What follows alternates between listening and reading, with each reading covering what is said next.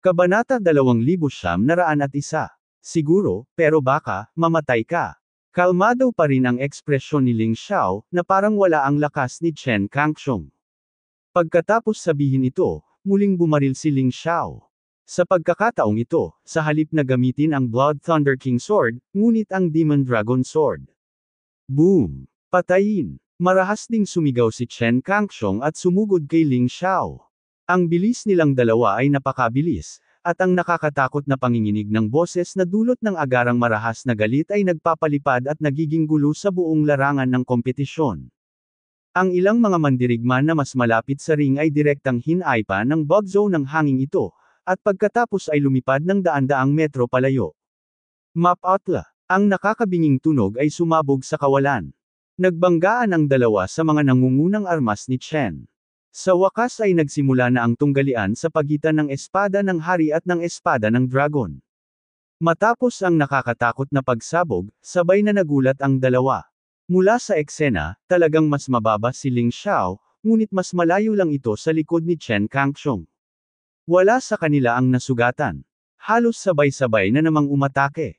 Agad na nawala ang figure sa lugar, at pagkatapos ay nagmamadaling lumabas. Nagsimula ang labanan sa ultra-high-speed na kilusan. Maliban sa patuloy na banggaan, halos hindi makita ng karamihan ang kanilang dalawa. Anong nangyari? Paano ang mga tao? Hindi ko alam, hindi ko talaga kayang makipagsabayan. Ang bilis naman ng 2 taong to. Sa kabutihang palad, gusto kong umakyat sa hamon, kaya nakita ko ito, talagang umakyat ako, malamang na mamatay. Maraming napag-usapan ng mga tao at hindi nila makita ang partikular na sitwasyon ng labanan, na nagparamdam sa kanila ng kapangyarihan ng 2 batang henyo. Gayunpaman, mayroon pa ring mga tao na nakakakita sa eksena ng labanan. Halimbawa, ang mga master tulad ni Li Xiaofeng, Lady Yu Fanghua, at Chen Bui. Gaya ng inaasahan, malakas si Ling Xiao, pero kung tutuusin, hindi siya kasing galing ni Chen Kangxiong. Sa loob ng 100 galaw, matutukoy ang mananalo. Malamig na umungol si Li Xiaofeng. Ang bait ni Kuya. Nagmamadaling sinabi ng 2 pang disipulo ng Tianqi Mountain. Ngunit sila ay medyo hindi sumasang-ayon sa kanilang mga puso. Sinabi ni Li Xiaofeng sa simula na malulutas ni Chen Kangxiong si Ling Xiao sa 1 galaw. Nang maglaon ay binago ito sa 10 trick. Mabuti na ito ngayon, at napalitan ito ng 100 trick. Bagamat nakakatuwa, kailangan din nilang bumantong hininga, ang lakas ni Ling Xiao ay laging nakakabigla. Haring Sword Spirit. Biglang lumitaw ang 2 figure sa langit. Hawak ni Chen Kangxiong ang espada ng hari sa kanyang kamay, na 4 o 5 metro lamang ang layo mula kay Ling Xiao. Sa itaas ng katawan ng espada, isang hininga ng kakilakilabot ang nilamon, at pagkatapos ay biglang lumabas ang hininga na ito. Ang Phantom ng Dragon. Sa harap ng malapit na pag-atake, hindi nagpanik si Ling Xiao, at direktang ginamit ang Phantom Body Technique ng Magic Dragon para maiwasan ang mortal na suntok na ito. Ang espada ng hari ay dumaan kay Ling Xiao at tumama sa bundok sa di kalayuan. Pagkaraan ng ilang sandali, nagkaroon ng malakas na ingay, at ang bundok, daan-daang metro ang taas, ay direktang nawasak sa lupa. Nakakatakot na kapangyarihan, kung ito ay talagang tumama sa kalaban, natatakot ako na ito ay masira. Napabuntong hininga ang karamihan nang makita ang nakakatakot na tanawin. You also take a blow from me, you are really magic. Halika at huwag maging malazwa. Matapos maaninag ni Ling Xiao ang pag-atake ni Chen Kangxiong, ang Devil Dragon Sword sa kanyang kamay ay nagsilang din ng nakakatakot na aura ng espada, at sumabog patungo kay Chen Kangxiong. Ang pakiramdam na ito ay kasing takot ng espiritu ng espada ng hari ngayon. Mukhang pinagkakatiwalaan talaga ang anak mo ni Chen Bui. Nakuha mo pa ang Magic Dragon Phantom Body Technique.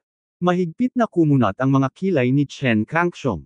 Noong una, naisip niya na sa maikling panahon, magiging mahusay para kay Ling Xiao na makabisado ang pagkakaroon ng demonyong dragon. Ngunit hindi niya inasahan na hindi lamang pinagkadalubhasaan ni Ling Xiao ang pagmamay-ari ng Magic Dragon, ngunit napakahusay din niya sa Phantom Body ng Magic Dragon. Nakaramdam ito ng suntok kay Chen Kangxiong. Sa totoo lang, ang Moong Sect ay may 4 na Supreme Martial Arts, at ang kanyang royal family ay mayroon ding 4 na cheats na hindi bababa sa 4 na supreme martial arts. At siya ay si Chen Kangxiong ay ganap na kwalipikadong mag-aral. Kinailangan siya ng 7 buong taon upang linangin ang 3 set ng martial arts.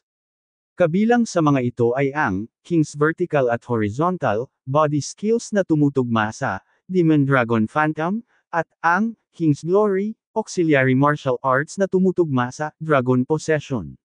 May isa pang hanay ng mga nakakasakit na martial arts, na ang King Sword Art. Ang pag-ataking ito sa martial arts, pagkatapos lamang pumunta sa bundok ng Tianqi na sa wakas ay matagumpay siyang nakapagsanay ng buo.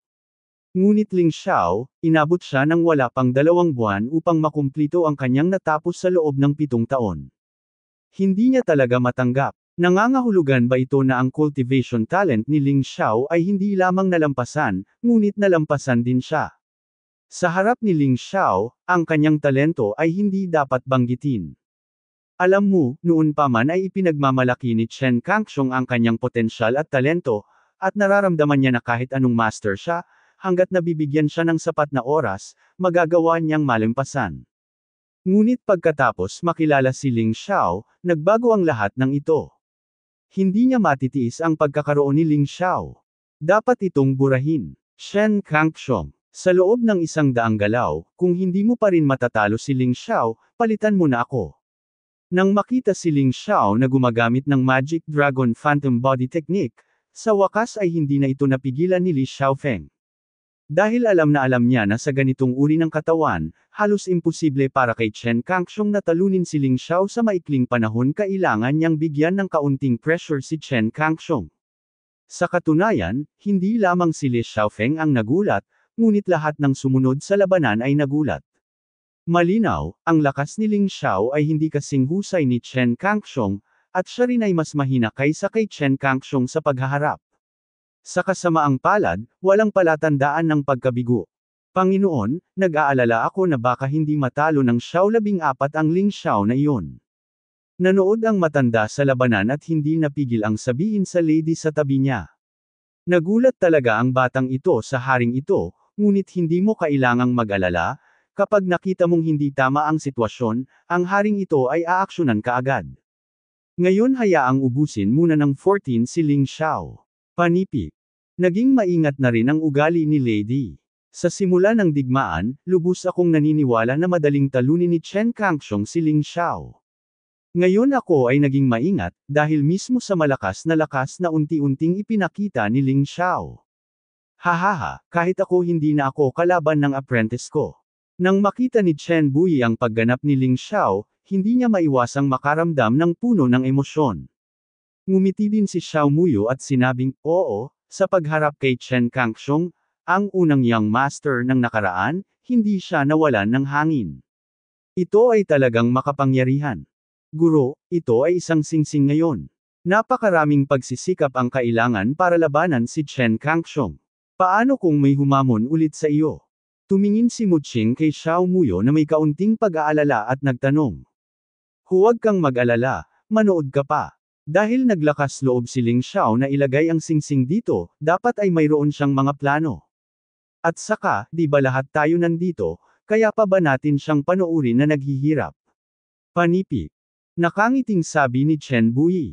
Palagi siyang naniniwala na ang batang mandirigma na ito na paulit-ulit na lumikha ng iba't ibang mga himala ay tiyak na makakapagtala ng mas nakakagulat na record ngayon.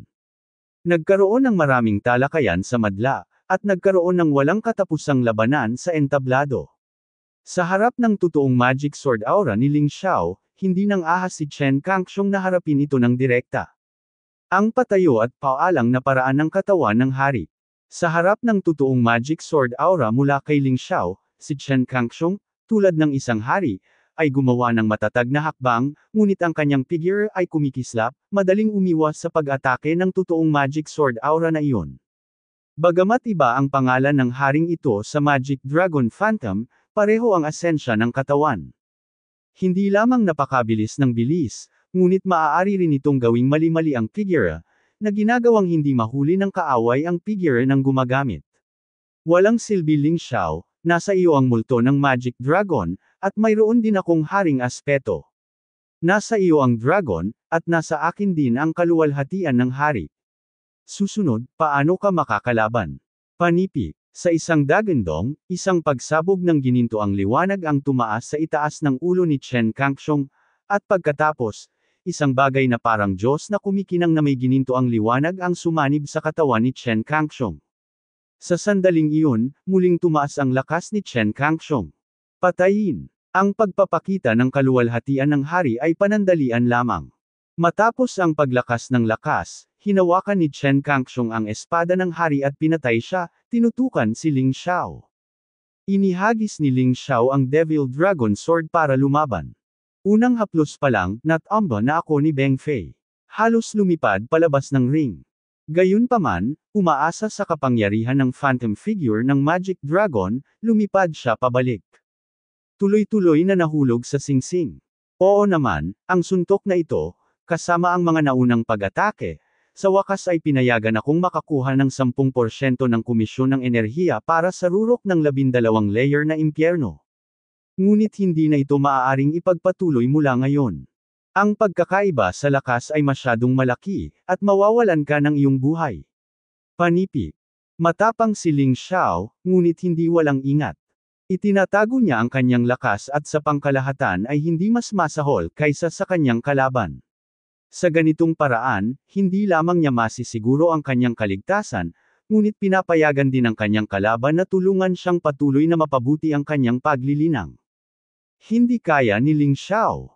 Sa sandaling ipinakita ni Chen Kangxiong ang kaluwalhatian ng hari, lalawak pa ang agwat ng lakas ni Ling Xiao sa kanya. Maniwala ka sa susunod na hakbang, papatayin si Ling Xiao. Panipi. Sabi ni Li Xiaofeng ng buong kumpiyansa. Gayunpaman, tila sinasadya niyang kalabanan siya, at nang matapos niyang sabihin ito, muling nagbago ang sitwasyon sa korte. Mapanlin lang na espiritu kapangyarihan ng langit na dragon, kapangyarihan ng Divine Phoenix, kapangyarihan ng puting tigre, palayain. Sa likod ni Ling Xiao, 3 uri ng halimaw ang biglang lumitaw. Ang sagradong hayop ay sumugod sa langit, at pagkatapos ay sumanib sa katawan ni Ling Xiao. Sa sandaling iyon, malinaw na tumataas ang pagiging epektibo ng pakikipaglaban ni Ling Xiao.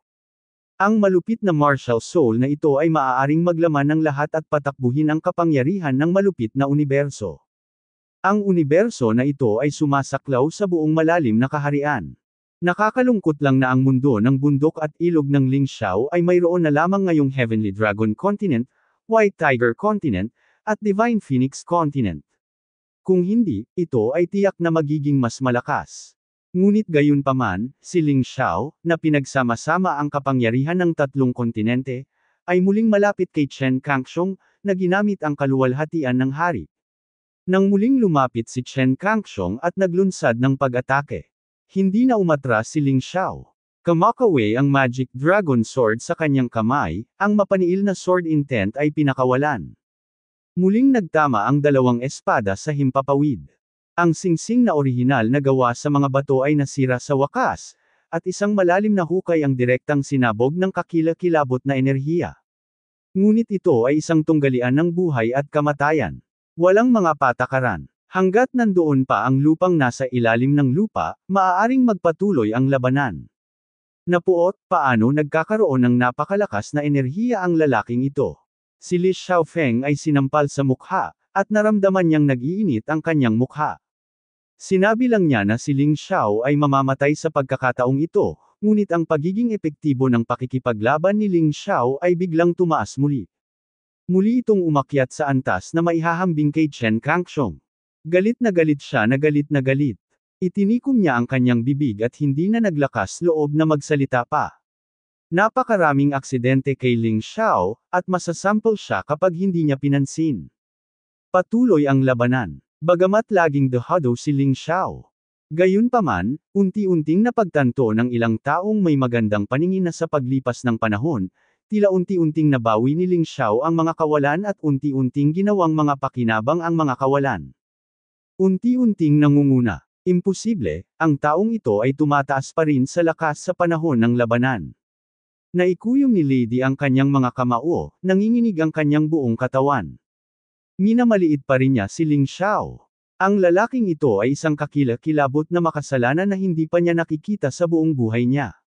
Napakalungkot din ng mukha ni Li Xiaofeng. Ang lakas ni Ling Xiao ay patuloy na bumubuti, at ang daan ni Chen Kangxiong tungo sa tagumpay ay malayo pa, at maaaring matalo pa siya. Mapatay. Basura, ano pang hinihintay mo? Gamitin mo ang pinakamakapangyarihan mong martial arts, patayin mo siya agad, ginagamit ka niya para makalusot. Sumigaw si Li Xiaofeng patungo sa tuktok ng ring. Asshole, lakas ng loob na paglaruan ako. Nang marinig ang sinabi ni Li Xiaofeng, agad ding naunawaan ni Chen Kangxiong. Pakiramdam niya ay may hindi tama. Paano lalakas ang lakas ni Ling Xiao sa labanan? Sa simula pa lang pala, ginagamit na siya ng lalaking ito para lumakas.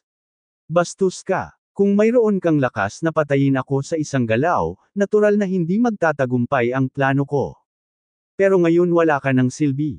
Hindi mo na ma-stimulate ang potential sa katawan ko para patuloy na magpakawala, kaya dapat matapos na ang laban na ito. Panipik. Ang cultivation-based energy ni Ling Xiao ay tumaas sa 20%, ngunit hindi na siya maaaring mapabuti. Ang pangunahing dahilan ay ang lakas ni Chen Kangxiong ay umabot na sa rurok nito, at halos imposibleng pasiglahin ang potensyal ni Ling Xiao na sumabog. Oo, oras na para matapos. Ngunit tiyak na ikaw ang mamamatay. Si Chen Kangxiong ay labis na nagalit.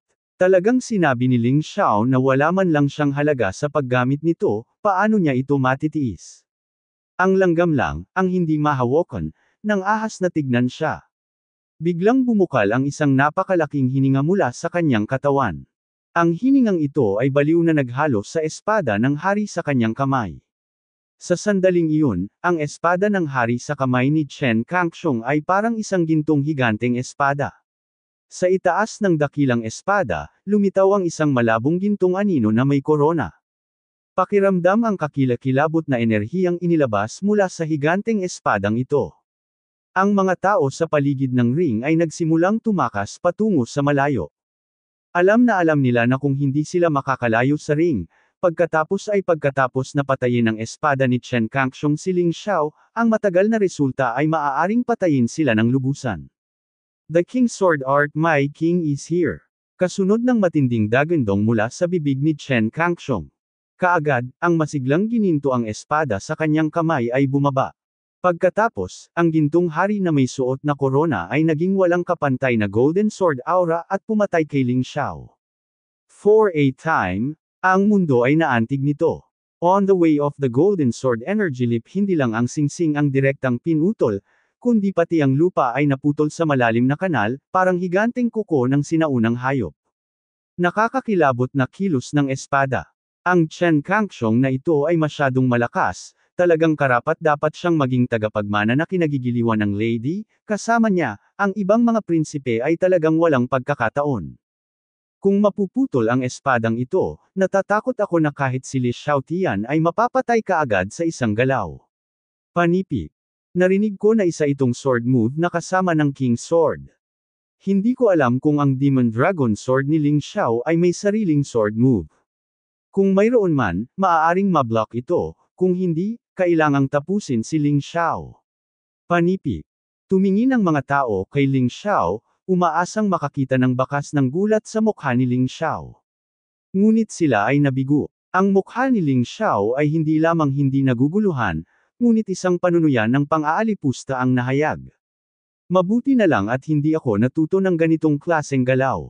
Bagamat ito ay makapangyarihan, ito ay walang iba kundi isang immortal na triple heaven martial art kung tutuusin.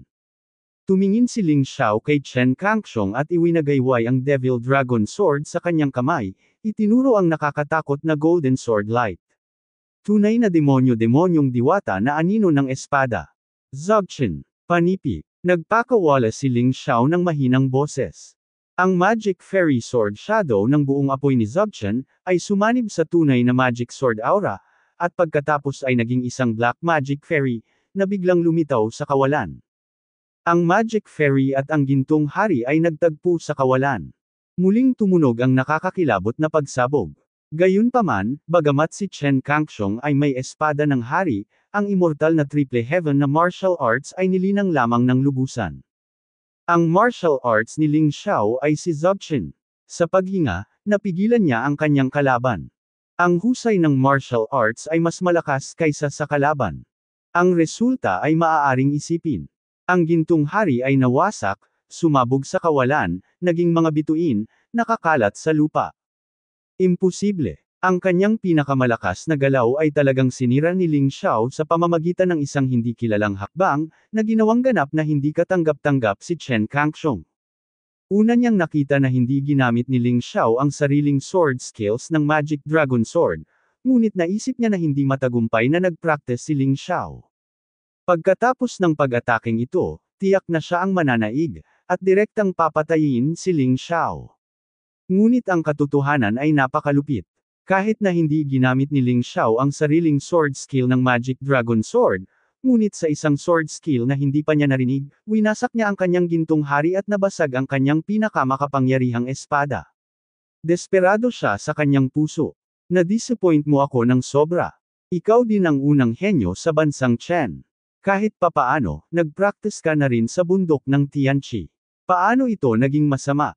Tiningnan ni Ling Xiao si Chen Kangxiong nang may pagkadismaya, na nagpapakita ng medyo dismayadong ekspresyon. Hindi ako naniniwala. Hindi ako naniniwalang totoo ito. Si Chen Kangxiong ay umungal, galit na winiwagayway ang King Sword sa kanyang kamay, at patuloy na binobomba ang Demon Sword Shadow ni Ling Xiao. Parang baliw na nawala ng square inch.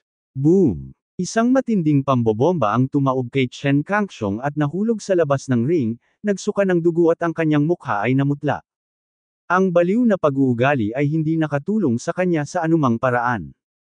Magagawa lang niya ito para mapabilis ang kanyang pagkamatay. Bumagsak si Chen Kangxiong sa lupa, kumalat ang kawalan ng pag-asa sa kanyang katawan, hindi niya alam kung ano ang susunod niyang gagawin. Sa pagharap kay Ling Xiao, wala siyang pagpipilian. Basura, dahil hindi mo na kaya, mamatay ka na, pagkatapos, oras na para baguhin ako. Hindi na makapaghintay si Li Xiaofeng na supilan ang gilid ni Ling Xiao. Nang lumakad siya sa harap ni Chen Kangxiong, sasampalin na sana niya si Chen Kangxiong hanggang sa mamatay. Hindi, pakiusap, kapatid na Xiaofeng, bigyan mo ako ng isa pang pagkakataon. Si Chen Kangxiong ay nagmamakaawa kay Li Xiaofeng na parang sarat na kamakawag ang buntot.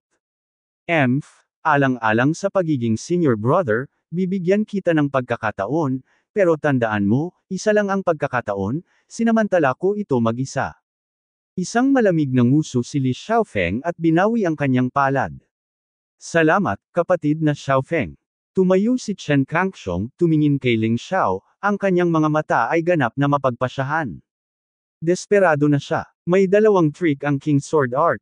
Ang unang hakbang ay ang pagdating ng aking hari. Nilinang na niya ng husto.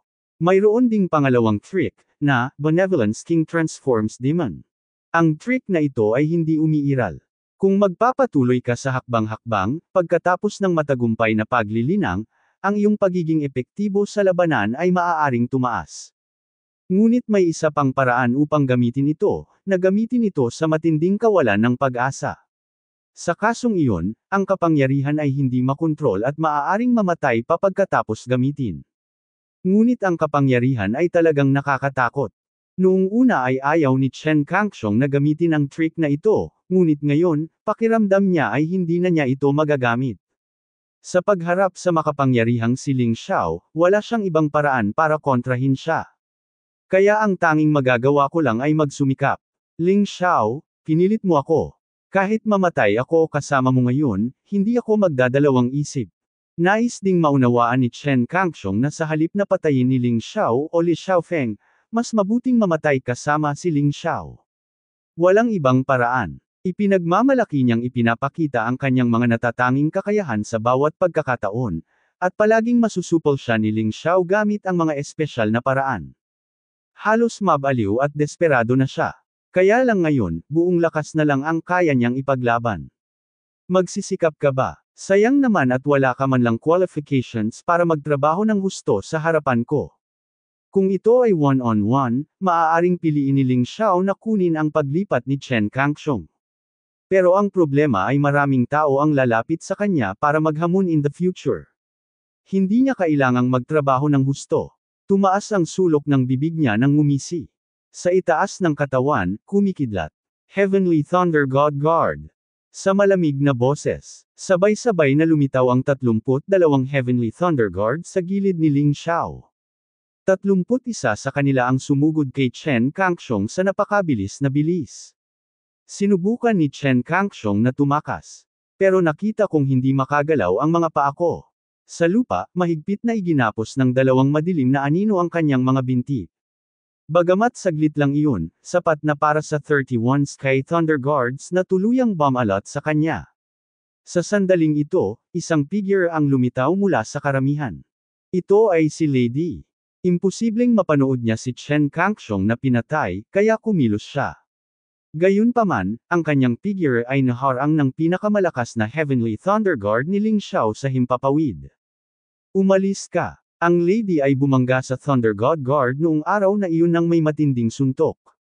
Gayunpaman, huli na sa oras na ito. Sa lupa, isang nakakatakot na pagsabog ang dumating. Ang nakakabaliw na init ay naging isang bagyo at nagngangalit sa paligid ng ring. Maraming tao ang natulala sa kanilang mga mata. Isang ulap ng kabute ang nabuo sa kalangitan. Sa ilalim ng ulap ng kabute, ang 31 Celestial Thunder Guards ay matapang na, at si Chen Kangxiong ay sumabog na hanggang sa punto na wala nang natitira. Chen Kangxiong, hindi ka napunta sa aking paningin. Gamit ang iyong talento, maglakas loob na tawaging isang henyo, huwag hayaan ang mga tao na tumawa ng malakas. Panipik. Sa pagtingin sa mga labi na lumulutang sa kawalan ng walang pakialam, ang mga mata ni Ling Xiao ay kasing lamig ng hamog na nagyelo. Walang simpatiya o awa. Hinabol siya ni Chen Kangxiong sa paligid ng Devil Dragon City noong nakaraan at muntik na siyang mapatay. Nandito siya ngayon, pinugutan ng ulo si Chen Kangxiong sa harap ng lahat. Ito ay isang ikot lamang ng sanhi at bunga, at ang paghihiganti ay hindi masaya, kaya bakit tayo dapat makiramay sa awa? Higit pa rito, hindi niya talaga inilagay si Chen Kangxiong sa kanyang mga mata. Ang mga henyo na nakita niya ay mas mahusay kaysa kay Chen Kangxiong. Palaging iniisip ni Chen Kangxiong na hinahabol siya ni Ling Xiao at nahihigitan siya, ngunit nakaramdam siya ng kasiyahan sa kanyang sarili. Shock. Pagkamanhid. Hindi ka panipaniwala. Halos lahat ay nakatingin kay Ling Xiao na nakatingin sa mayabang na batang ito. Nang isipin ng lahat na ang pagpatay ni Ling Xiao kay Chen Kangxiong ay isang napakakahangahangang bagay. Si Ling Xiao mismo ang nag-dismiss nito. Akala ko ito ay gumagawa lamang ng isang bagay na walang kabuluhan, pumatay ng isang maliit na kaaway. Hindi nagkakahalaga ng pagbanggit. Gaano kalakas ang batang ito? Ang matanda ay diretsyong bumagsak sa lupa sa takot. Noong una ay naisip niya na kung si Chen Kangxiong, na may mahusay na cultivation base, ay gumawa ng hakbang, tiyak na makukuha ito ni Ling Xiao sa kanyang kamay at madaling papatayin ito. Ngunit si Chen Kangxiong ay patay na. Tinapakan ako hanggang mamatay na parang walang kwentang paramecium. Si Chen Kangxiong ay pinatay. Ang kanyang kalaban na si Ling Xiao ay hindi man lang nabasag ang kanyang damit. Masyadong nakakaloka ang bagay na ito. Sa orihinal na pulutong, maraming tao ang pumunta kay Ling Xiao upang hamanin. Ngunit nang makita ang miserableng pagkamatay ni Chen Kangxiong, lahat sila ay sumuko sa kanilang mga naunang plano. Anong biro? Ang Ling Xiao na ito ay madaling pumatay ng isang martial artist na may ranggo na 13 cultivation base. Hindi na ito isang bagay na kayang gawin ng tao. Tinapakan ng binatang ito ang ulo ng maharlikang pamilya ni Chen na halos gamit ang sarili niyang kapangyarihan. Pinatay niya ang prinsipe ng Chen Kingdom. Pinatay niya ang pambansang elder ni Chen Guo. Pinatay pa niya ang tagapagmana ni King Chen. Ang ganoong tao, kung papalitan ng iba, ay maaaring matagal nang nagkapira-piraso. Ngunit buhay pa rin si Ling Xiao. Dahil sa lakas. Dahil ito ay makapangyarihan. Nakakamatay. Ang larangan ng digmaan pagkatapos ng kamatayan ni Chen Kangxiong ay isang patay na katahimikan. Kasama na si Lady, tumigil na sa pag-atake. Nanlumos si Lady na hindi man lang niya matalo ang Heavenly Thunder God Guards na pinakawalan ni Ling Xiao, na labis na ikinagalit niya. Hindi siya makapaniwala na kaya niyang talunin si Ling Xiao mismo. Ngunit sa sandaling ito, hindi na makapagpigil si Lady. Sa presensya ng World Warrior, kailangan niyang talunin si Ling Xiao, kung hindi, ang maharlikang pamilya ni Chen ay ganap na malilimutan, at siya ay ganap na nasa nakaraan. Sa pag-iisip nito, bahagya niyang hinawakan ang kanyang noo. Sa noo, may itim na pattern, parang itim na kidlat. Kung hindi ito gumana, maaari lamang natin siyang palayain. Nagngangalit ang kanyang mga ngipin, humakbang si Lady sa singsing at tumingin kay Ling Xiao. Handa ka na ba sa wakas na kumilos? Sa totoo lang, kung nakipagsanib puwersa ka lang kay Chen Kangxiong, hindi talaga ako magiging kalaban. Tumingin si Ling Xiao kay Lady at ngumiti ng mahina. Patayin mo, hindi kailangang makipagkamay ang haring ito sa sinuman. Pinatay mo ang ilang anak ng haring ito. Ngayon, itong napuot, ang haring ito ay gustong linawin sa iyo. Panipik. Tinitigan ni Lady si Ling Xiao, at umungol. Isang paghihiganti. Gusto ko talagang magsabi ng vengeance. Naaalala ba ng Lady ang buong pamilya ng angkan ng Ling na maling pinatay mo? Ang dahilan kung bakit nagkaroon ng public duel sina Ling Xiao at Lady ay natural na sabihin ang mga hinaing ng nakaraan. Isa ka bang inapo ng pamilya Ling? Hindi nakakagulat na mayroon ka ring apelyido na Ling. Layunin ng pamilyang Ling na magrebelde, napakasama ng krimen, hindi masama na patayin sila, ngunit nakakalungkot na niligawan ka. Sa wakas ay naunawaan na ngayon ng Lady kung bakit matatalo siya ni Ling Xiao sa harap ng mga tao sa mundong ito. Nakakatawa ang gustong tumawag sa patay. Hehe, di bale matigas ang bibig mo ngayon. Kapag natalo kita, sasabihin mo sa akin ang totoo. Hindi inaasahan ni Ling Xiao na sasabihin sa kanya ni Lady ang totoo ngayon. Paanong nasabi ng lalaking ito sa sobrang tigas ng bibig? Unless nakakatakot siya. Xuanji, nirerespeto ang martial arts. Magkakaroon ng paraan si Ling Xiao para magsalita ang lalaking ito. Sa hindi inaasahang pagkakataon, ang mga inapo ng Ling clan ay magkakaroon ng ganoong tagumpay, at sila ay bumalik para sa paghihiganti. Oo, narinig ko na rin ang nangyari noon. Paano magiging posible na magrebelde dahil gumawa si Ling Junhao ng malaking kontribusyon sa maharlikang pamilya? Kung talagang gusto nilang magrebelde, hindi madaling mahuli ang kanyang pamilya. Dapat mong malaman na ang pamilya Ling ay hindi mas mababa sa maharlikang pamilya ng Chen. Panipik. Natatakot ako na ito ay tinatawag na Ganggao overpowering the master. Naiinggit ako sa hari, at natural na mamamatay ako. Tapos lahat tayo ay mga haka-haka. Kung talagang matatalo ni Ling Xiao ang Lady, baka ipahayag sa publiko ang katotohanan ng taon. Oo, medyo excited din ako. Pagkatapos ng lahat, ang hukbo na pinamumunuan ni Ling Junhao ay matagumpay na naipagtanggol ang kabisera, at ang aking pamilya ay nailigtas niya.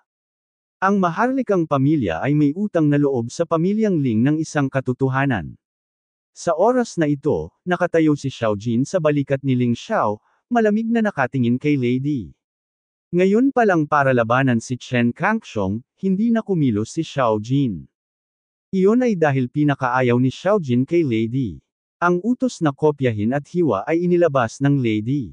Kung hindi dahil sa Lady, maging sa mga paninirang puri ni Xiao Xiao sa likod niya, ang angkan ng Ling ay maaari pa ring tumayo ng may pagmamalaki sa kabisera ni King Chen.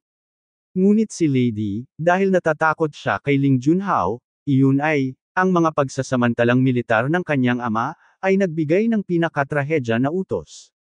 Kung hindi dahil sa pagliligtas ng batang pitong prinsipe Chen Kangmang, natatakot ako na talagang gusto ng angkan ng Ling na huwag manatili ang mga manok at aso. Ngunit kahit na noon, wala pang isa sa 10 tao ang nakaligtas. Namatay ang ama at ina ni Ling Yan, at ang lola na pinakamamahal sa kanya ay brutal na pinatay. Dapat niyang gantihan ang sama ng loob na ito.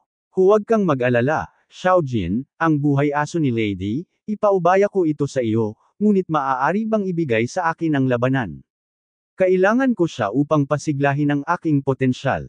Naramdaman na ni Ling Xiao na sa pagsulong ng lakas, ang maliit na Chen Guo ay hindi na lugar para sa kanya.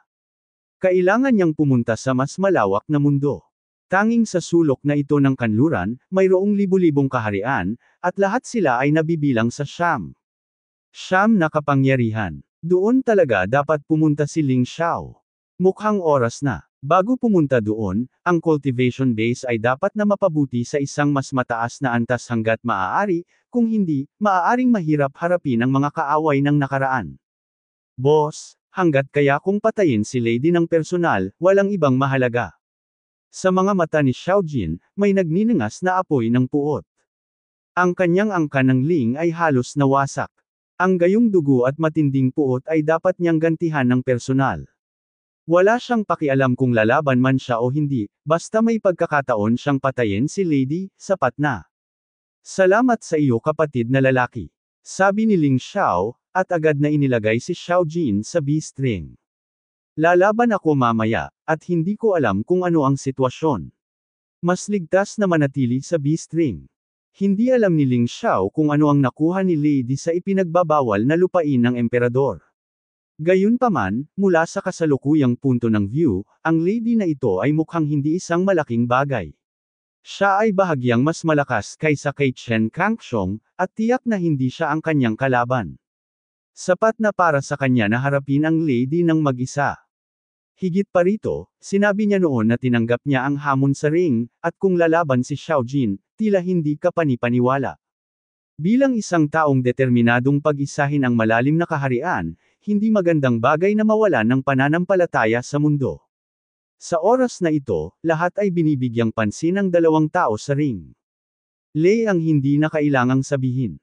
Bago pumasok sa ipinagbabawal na lugar ng emperador, siya ang numero 1 master ni Chen Guo. May mga orihinal na tsismis na hindi siya kasing galing ni Chen Guo Hulao.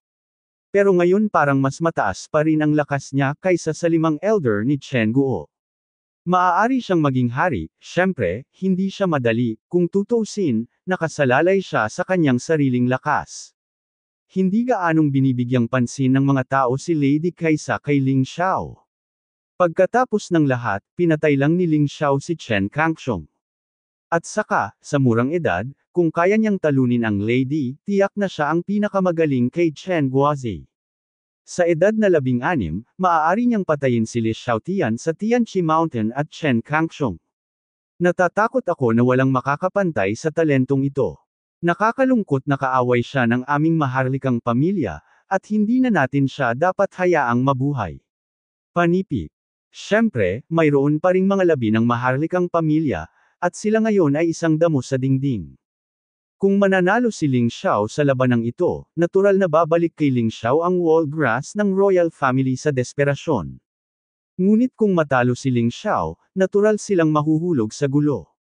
Bukod dito, sa isip nila, syempre, mas suportado nila ang dakilang hari ng kaharian ng Chen, si Lady. Hindi rin ba siya papatayin ni Lady? Pagkatapos ng lahat, ang batang ito ay pumatay lamang ng isa sa 5 veterano ni Chen Guo. Nawasak din ang unang araw ni Chen Kangxiong. Panipi, huwag kang magbiro, anong klaseng pag-iral si Lady? Iyon ay isang taong kwalipikadong pumasok sa ipinagbabawal na lupain ng emperador. Dapat ay natanggap ito ni Ling Xiao matapos siyang makita sa mahabang panahon, ngunit iginiit niyang maging kaaway ni Lady. Sumunod, natakot siya na baka malas siya. Panipi, hindi naman ganoon. Ang Lady ay hindi isang walang talo na pag-iral. Bakit hindi siya matalo ni Ling Xiao? Sa gitna ng karamihan, mayroong mga sumusuporta kay Lady, at natural na mayroong mga sumusuporta kay Ling Xiao. Sa ngayon, ang mga tao ng Lady ay halos mga maharlikang pamilya at maharlika. Ang mga taong sumusuporta kay Ling Xiao ay karamihan ay mga taong walang ulo. Isang grupo ng mga hindi mahahawakan, kapag pinatay ng Lady ang batang iyon, walang sinuman sa inyo ang makakatakas. Natatakot ako sa iyo, isang grupo ng mga tamad na maharlika, kung anong Lady ang papatayin ni Ling Xiao. Ang dalawang panig ay nagtatalo sa isa't isa, mamamatay tao, at halos walang away. Boom! Sa sandaling ito, 2 gintong kidlat ang lumitaw sa mga mata ni Lady, na sumabog sa singsing na parang kulog. Takot na takot ang mga nagsisigawan kaya napatigil sila sa isang iglap. Nakasindek silang tumingin sa singsing. Ang buong katawan ni Lady, doon ay patuloy na kumikislap ng gintong kidlat. Maging ang espada sa kanyang kamay ay tumatalon na may kasamang gintong kidlat. Ang espadang iyon ay ang espada ng hari na ginamit ni Chen Kangxiong. Ngayong kinuha na siya ng Lady sa sarili niyang mga kamay, halatang mas bihasa siya sa paggamit nito. Kahit na si Chen Kangxiong ay isang henyo, hindi siya kasing karanasan ni Lady. Ramdam ni Ling Xiao na ang buong singsing ay binaha ng maliliit na kidlat, at ang kanyang balat ay namamanhid ng kidlat. Itong lady ay mas mahusay kaysa sa naisip ko. Muntik na siyang dayin sa performance niya ngayon lang. Si Ling Xiao ay mapagbantay. Huwag maglakas loob na maging pabaya.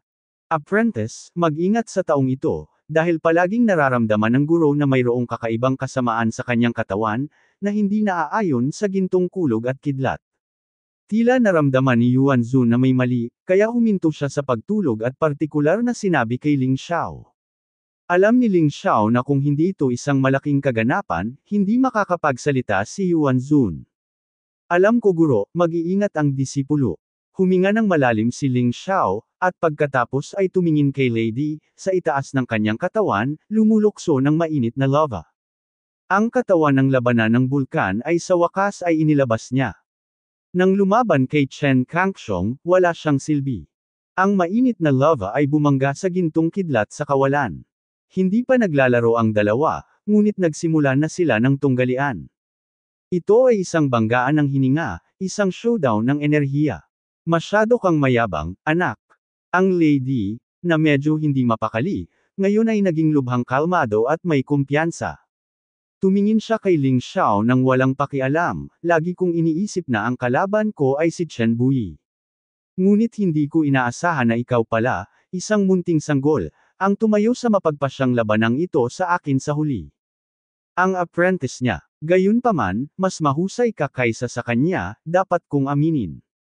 Pero hindi pa rin ikaw ang kalaban ko. Panipi, huwag na tayong mag-usap tungkol sa tsismis, gawin mo na lang. Bahagyang sinabi ni Ling Xiao, kung talagang mayabang ako, patayin mo na lang ako, nagiging multo ako. Hindi lang hindi kita kamumuhian, kundi salamat. Boy, ang tiwala sa sarili ay isang magandang bagay, ngunit ang kasiyahan ay ibang bagay. Ikaw ay nakatadhana na mamatay sa itaas ng iyong kayabangan. Panipi. Habang nagsasalita si Lady, isang mas nakakatakot na aura ang lumabas sa kanyang katawan, na humahampas kay Ling Xiao ng kumaway hanggang kumaway. Hindi na nagsalita pa si Ling Xiao, ngunit tumingin kay Lady nang walang pakialam, tanging ang intensyon na lumaban sa kanyang mga mata. Hindi nagsalita si Ling Xiao, hindi na nagsalita si Lady.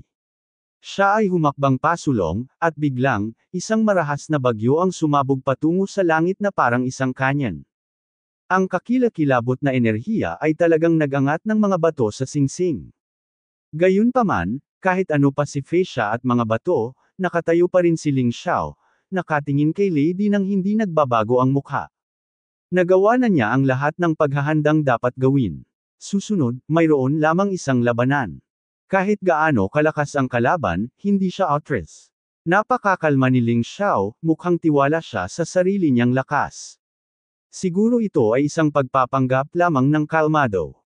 Tama ba? Malalaman ko sa lalong madaling panahon, tingnan mo, lumipat na si Ling Xiao. Sa ring, gumalaw si Ling Xiao. Habang hawak ang Devil Dragon Sword, madali niyang nabasag ang bombardment na parang array cannon, at pagkatapos ay direktang hinampas ang Lady mula sa harapan. Hindi nakikita ng kanyang mga mata ng Tai Chi ang tunay na lakas ni Lady. Ngunit hindi natatakot si Ling Xiao. Kahit na ang lady na ito ay nagmana ng kakilakilabot. Pero sa maikling panahon, naniniwala siyang mas gaganda pa siya kaysa sa kalaban. Ang kanyang tiwala sa sarili ay nagmumula sa intuition na naipon sa hindi mabilang na mga laban. Ito ay hindi lamang Tai Chi eyes. Kahit walang Tai Chi eyes, ramdam niya kung kayang banta ng kanyang kalaban ang kanyang buhay. Beast Soul Transformation, Magic Dragon Possession, Volcanic Battle Body, Power of Heavenly Dragon, Power of Divine Phoenix, Power of White Tigre. Kasama ang lahat ng mga Beast Soul na maaaring magpataas ng lakas ng labanan, ipinakita ito ni Ling Xiao. Hindi niya hinamak ang kanyang kalaban. Sana, huwag mo akong pababayaan. Tunay na demonyo Shadow Sword Demon. Panipi. Ang nakakatakot na enerhiya ng demonyo ay lumamon sa Demon Dragon Sword. Ginamit ni Ling Xiao ang Shadow Sword Demon upang subukan ang lakas ng kalaban sa sandaling siya ay dumating. Ang kapangyarihan ng Shadow Sword Demon ay natural na mas mababa sa kapangyarihan ng Black Fairy at Demon Sword Shadow, ngunit gumagamit ito ng mas kaunting panloob na puwersa. Higit pa rito, ang bilis ng pagganap ng mga galaw ay mabilis. Hindi maaaring mas mahusay na subukan ang lakas ng kalaban. Devil Dragon Sword. Paano naman ang Devil Dragon Sword? Noon, ginamit ni Chen Bui ang Devil Dragon Sword para tumakbo sa Lido. Sa huli, hindi siya malubhang nasugatan ng hari, at nauwi siya sa isang kalunos-lunos na resulta na hindi niya mapapabuti ang kanyang antas ng paglilinang sa habang buhay. Ang iyong pagtatapos ay hindi maaaring maging mas mahusay kaysa sa kanya. Panipi. Hawak ng lady ang espada ng hari, at kumukulo ang hangin ng hari sa kanyang katawan. Ang sagana at malakas na aura sa itaas ng espada ay tiyak na hindi maihahambing kay Chen Kangxiong. Ang espada ng haring ito ay orihinal na pagmamayari ng lady, at kalaunan ay ipinasa niya ito kay Chen Kangxiong, umaasa na si Chen Kangxiong ay maaaring maging pinakamalakas sa kaharian ni Chen. Ngunit nakakalungkot na ang biglaang pagbangon ni Ling Xiao ay naging sanhi ng pagkawala ng talentong anak na ito. Maaalis niya lamang ang banta na ito sa kanyang sarili. Lahat ng iniisip ay nakumpleto sa isang iglap, at hindi ito nakaapekto sa hands-on ni lady. Ang espada ng hari sa kanyang kamay ay natusok, at isang malakas na liwanag ng espada ang kumikinang ng maliwanag, direktang bumaril kay Ling Xiao. Haring Sword Spirit. Ang espadang aura ng hari ay ang espadang aura lamang na kasama ng espada ng hari, ngunit kung ang lakas ng mandirigma ay sapat na malakas, ang espada ng aura ng hari ay maaaring maging mas malakas. Ginamit din ni Chen Kangxiong si King Sword Chi noon. Dahil sa napakalakas na kapangyarihan, kailangan ni Ling Xiao na gumamit ng Magic Dragon Phantom Body Method para maiwasan ito. At sa pagkakataong ito, ang parehong trick ay ginamit mula kay Lady, at ang kapangyarihan ay higit sa ilang beses na mas malakas. Ang makinang na liwanag ng espada ay nakakatakot sa sukdulan. Si Ling Xiao ay hindi nang ahas na lumaban ng madali, masyadong malakas ang atake ni Lady. Sa desperasyon, magagamit ko lang ang Magic Dragon Phantom Body para maiwasan ito. Kasabay nito, ang Shadow Sword Demon ay dinurog ng lakas ng espada ng hari. Matapos iwasan ni Ling Xiao ang pag-atake, hindi na siya naghintay na mapatay, at tumalikod na may isa pang suntok. Ngunit sa pagkakataong ito, ang mas makapangyarihang itim na diwata ay dumating sa mundo. Binalot ng itim na hininga ang Magic Dragon Sword. Sa Magic Dragon Sword, isang walang katulad na itim na engkanto ang nilamon at naging ilaw na itim na espada, na tumagos sa lalamunan ng kulog na Emperor. Nabasag ng sword light ang sword chi ng hari, ngunit hindi ito inalis, at sa wakas ay binomba ang lady. Ngunit naharang ito ng kakaibang gininto ang kulog at kidlat, at hindi niya nagawang sakta ng lady kahit kaunti. Dalawang sagupaan sa isang iglap. Bagamat hindi kayang sakta ni Ling Xiao ang lady kahit kaunti, nabigo rin ang lady na hawakan ang sulok ng damit ni Ling Xiao. Masasabing sa ngayon ay medyo malapit na. Bukod dito, walang partido ang nagsamantala sa armas. Ang isang panig ay ang King's Sword, at ang kabilang panig ay ang Devil Dragon Sword, na pareho ang pinakamahusay sa lahat ng imperial na armas. Ngunit kahit na ganoon, nagawa pa rin ni Ling Xiao na gumuhit ng kurbatang kasama ang 40 taong gulang na si Lady. Ito ay dapat na shock sa lahat. Ang pagpugot ni Ling Xiao kay Chen Kangxiong ay masasabi ring tunggalian ng mga kabataan. Kahit na matalo si Chen Kangxiong, hindi ito masyadong kakaiba. Sina Ling Xiao at Lady Duel, ang isa ay 16 na taong gulang, at ang isa naman ay 40 taong gulang na. Napakalaki ng agwat ng edad. Maaari pang ang pantayan si Ling Xiao, na lubhang nakakagulat. Sa paligid ng ring, ang mga nanunood ng labanan ay ilan sa mga taong may makinang na paningin. Unti-unti nilang napagtanto ang isang katotohanan.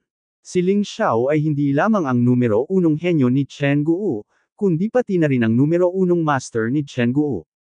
Ito ay kawili-wili, ngunit mahirap sorpresahin ako sa iyong lakas. Pagkatapos ng ilang pagsubok, natuklasan ni Ling Xiao na bagaman malakas ang lakas ni Lady, hindi ito nakakatulong ng malaki upang mapabuti ang kanyang paglilinang. Sa paghaharap na ito, malinaw na hindi ito kasing husay ng nakaraang paghaharap kay Chen Kangxiong. Marahil dahil sa tumaas na lakas niya. Kaya't nagplano siyang gumawa ng isang mabilis na labanan. Huwag masyadong hipa ng balat ng baka. Kahit hindi ka sinaktan ng haring ito, hindi mo rin kayang saktan ang haring ito. Shady sneered. Talaga, isang panunuya ang lumitaw sa sulok ng bibig ni Ling Xiao. Pagkatapos ay tinapakan ng bahagya. Ang lihim na pamamaraan ng Earth Demon, paghati sa lupa at paghati sa bangkay. Boom! Biglang sumabog ang kinalalagyan ni Lady. Ang Lady, na hindi nasaktan, ay punit-punit na ngayon sa pagsabog. Bagamat hindi siya nagtamo ng anumang malubhang pinsala dahil sa malalakas na depensa, isang pahid lamang ng dugo ang damaloy mula sa sulok ng kanyang bibig. Gayunpaman, malakas siyang sinampal ni Ling Xiao. Sa sandaling sinabi niya na hindi siya masasaktan ni Ling Xiao, sinaktan siya ni Ling Xiao. Ito ay talagang nakakahiya. Ngunit ang pag-atake ni Ling Xiao ay hindi tumigil doon. Matapos basagin ang lupa at paghiwa-hiwalayan ang bangkay, isa na naman itong ground blast and corpse. Isang mas nakakatakot na pagsabog ang nagaganap. Maraming galos sa katawan ni Lady. Sa oras na ito, lumipad si Lady at tumingin sa lupa na may kaunting gulat. Ang pag-atake na ito ay napakabigla, kahit na siya iyon, hindi moari ng ilang monghe na si Zhang Er. Napakasuklim. Nagtanim ako ng bomba ng maaga. Oo, walang hiyang sabihin na ang showdown, paano ito gagawin? Sa karamihan ng tao, may mga alon ng pang-aabuso. Para harapin siya, kailangan ko bang magtanim ng bomba ng maaga? Tiningnan ni Ling Xiao ang mga tao ng masama, nginisyan, at pagkatapos ay iwinagayway ang Devil Dragon Sword sa kanyang kamay, at ang buong lupa ay itinaas at pagkatapos ay nabasag. Sinabi mo lang na nagtanim ako ng bomba. Nasaan ang bomba? Tinitigan ni Ling Xiao ang dalawang nanggugulo sa karamihan at sinabi, hindi ko masabi, mamatay ka. Sinabi lang iyon ng dalawang tao dahil suportado nila ang Lady. Kung paano sila makakahanap ng anumang ebidensya ay agad na hindi nakaimik. Ngumisi si Ling Xiao at pamitik. Dalawang sword lights ang bumasag sa hangin. Dalawang tao ang napatay sa lugar. Kapag nagsalita ka, dapat magbigay ka rin ng ebidensya. Kung sino man ang maglakas loob na magsalita ng walang kaparirikan ngunit walang mahanap na ebidensya, huwag mo akong sisihin sa pagiging magalang. Ang boses ni Ling Xiao ay kasing lamig ng yelo. Kapag nakikinig ang mga tao, naramdaman nila ang lamig ng katawan, na parang ice cellar. Sa oras na ito, napagtanto ng mga tao na ang binata na nakatayo sa singsing at pinigilan ng Lady Capital ay hindi isang mabuting tao at isang mananampalataya. Isa lang ang resulta ng pananakit sa kanya, at malas iyon. Ang pakikipaglaban sa haring ito, maglakas loob kang magambala, pumunta sa impyerno. Ang boses ni Lady ay biglang nagmula sa likuran ni Ling Xiao. Nang turuan ni Ling Xiao ang dalawang manggugulo sa karamihan, si Lady ay lumipat sa likuran niya. Sa oras na ito, 3 o 4 na metro lamang ang layo ng espada ng hari sa kanya. Sa bilis ni Lady, hindi siya makapag-react. Ngunit wala pa ring gulat sa mukha ni Ling Xiao. Orasan na pagsabog. 4 na salita ang binigkas niya sa kanyang bibig. Biglang nabigla ang ekspresyon ni Lady. Sa pagkakataong ito, hindi na siya nakatayo sa lupa, ngunit napabuga pa rin siya ng isang kakilakilabot na pagsabog. Bukod dito, ang oras na ito ay mas malakas kaysa sa naunang dalawa. Lalong naging malubha ang kanyang mga sugat sa kanyang katawan. Sa kanyang bibig, samuka siya ng isang itim na namuong dugo, na para bang pinaso ang dugo. Paano kasi? Ang Lady ay ganap na natulala. Sorry, konting trick lang, hindi makakasama sa buhay mo. Bahagyang ngumiti si Ling Xiao, ngunit biglang humakbang at sumugod patungo sa Lady. Sa daan, ang kanyang katawan ay agad na pumasok sa estado ng pagbabago ng kaluluwa ng Tyrant Blood Demon Dragon at Beast Soul. Tapos, Dugong Diablo Dragon Blood Curse. Pinalaya siya. Ang Lady, na orihinal na nasa state of shock, ay biglang naramdaman ang pag-agos ng dugo sa kanyang katawan na parang hindi mapigilan. Ang sugat na dapat matagal nang tumigil sa pagdurugo, ngunit may dugong bumubulwak na parang bukal. Habang dumarami ang cultivation base ni Ling Xiao, naging mas malakas ang Magic Dragon Blood Curse na ito. Hanggat nandoon pa ang Overlord Blood Dragon at Beast Soul ni Ling Xiao, palaging magagamit ang trick na ito, at isa rin itong napakakapakipakinabang na trick. Siyempre, mas maganda pa kung samahan pa ito ng salot na uhaw sa dugo. Siyempre, hindi pa kakawalan ni Ling Xiao ang pagkakataong ito. Inilabas niya kaagad ang salot na uhaw sa dugo pagkatapos ihagis ang Dragon Blood Curse.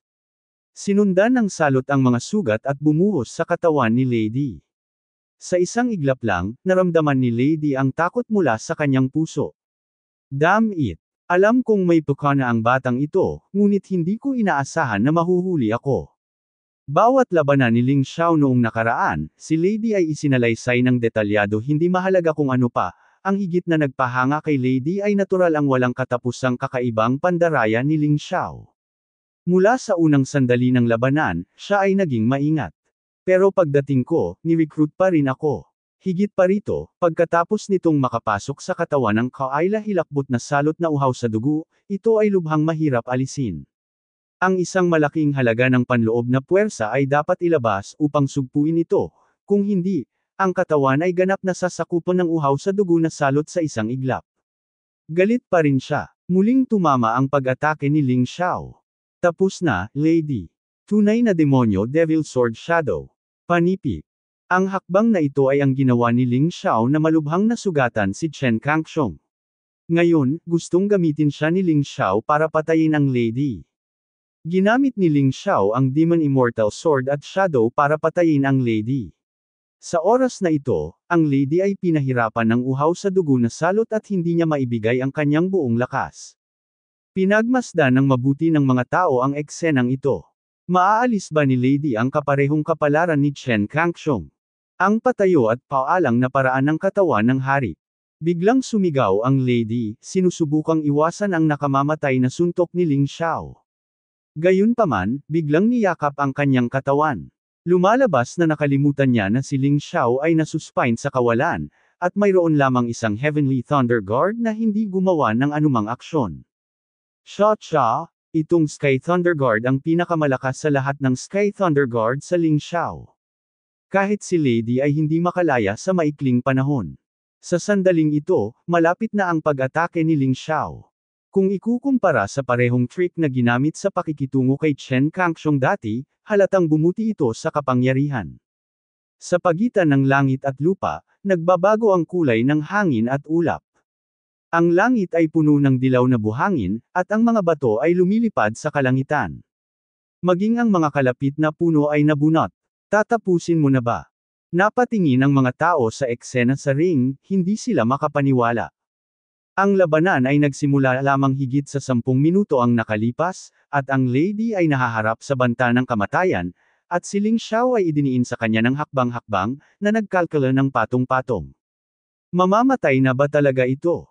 Bagamat hindi inaasahan ng mga manunood na mandirigma na madaling papatayin ng Lady si Ling Xiao, sa mata ng karamihan sa kanila, ang lakas ng Lady ay lubos na nalampasan si Ling Xiao. Imposibleng mangyari ang ganitong sitwasyon ngayon. Ito ay talagang hindi inaasahan. Pagharap sa banta ng kamatayan. Ang Lady ay sumabog na may kakilakilabot na potensyal. Sa katawan, patuloy na umaatungal ang nakakatakot na gintong kulog at kidlat. Ni hindi niya napigilan ang salot na uhaw sa dugo. Sa halip, ang lahat ng enerhiya ay inilabas. Sa halip na patayin ni Ling Xiao ng ganito, mas mabuting lumaban hanggang kamatayan. Boom! Ang nakakatakot na gintong kulog at kidlat ay direktang yumanig sa Thunder God Guard noong araw na iyon. Nagpahinga sandali ang Lady. Ito ang pagkakataon ng sandaling ito, ngunit nagbigay ito sa kanya ng kakayahang labanan ang pag-atake ni Ling Xiao. Sa sandaling iyon, ang kanyang buong pagkatao ay tila napalitan ng isang gintong ng kulog at kidlat. Tumakas ang kakilakilabot na enerhiya sa loob at labas ng kanyang katawan. Masaya, Golden Thor. Sa dagandong, iniwagayway ng Lady ang espada ng hari at sinaksak pasulong. Ang espada ng hari ay tila naging gintong espada ng kulog at kidlat. Nakakulong ng buo sa gintong liwanag. Sinaksak ko ang Black Magic Fairy na paparating. Boom! Muling sumabog sa ring ang pagkabigla ng kilabot. Ang mga nakakagulat na alon ay kumalat, at ang ilang mga tao ay direktang napailing. Dahil sa banggaan na ito, sabay na lumipad palabas sina Lady at Ling Xiao. Ang mga negatibong sulok ay matigas ang ulo na lumalaban. Umikot si Ling Xiao sa ere at tumayo kaagad. Pagkatapos ay agad na pumasok sa lilang kidlat, kulog cow transformation estado. Ang lupa ay nanginginig at ang mga bundok ay nanginginig. Sa sandali ng pagbabago sa pagbabago ng kaluluwa ng hayop, ginamit ni Ling Xiao ang mga espesyal na kasanayan ng Purple Lightning Thunderbolt. Sa sandaling iyon, nayanig ang buong lupa. Nahihilo lahat ang mga nanunood sa paligid ng ring. At ang lady na nagdadala ng bigat, hindi banggitin. Kahit malakas siya, ngunit sa ilalim ng kinang ng salot na uhaw sa dugo, siya ay mahina na. Ngayong nakadisplay na ang Earthshake, halos agad siyang nakoma. Bagamat maikli ang oras na ito, sapat na para sa pag-atake ni Ling Xiao. Upang makatipid ng oras, si Ling Xiao ay hindi gumamit ng masyadong malalakas na galaw, ngunit ginamit ang Demon Dragon Sword upang maglabas ng isang tunay na Demon Sword Shi. Sa sandaling ito, unti-unting nagising si Lady mula sa kanyang pagkakoma, ngunit hindi pa rin makagalaw ang kanyang katawan. Nakasindak siyang tumingin sa sword energy.